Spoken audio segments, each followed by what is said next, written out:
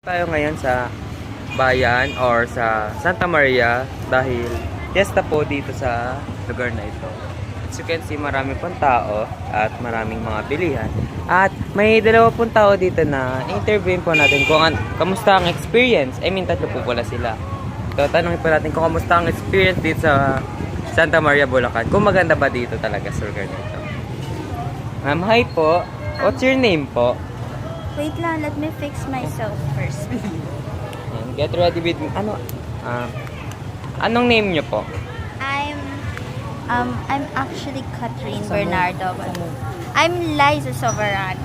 Bago bigla pangalan.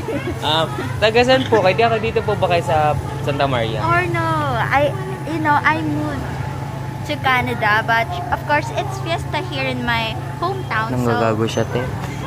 So, I went back to Babay na nga po, kayo na lang po. No, you should interview me more. Because, to get my popularity higher, so...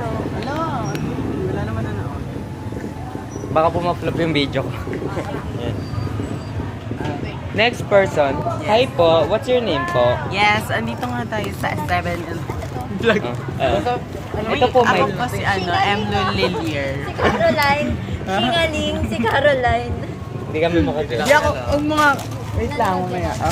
Answer the Ano po yung Bluetooth share? Hindi yan, Maray.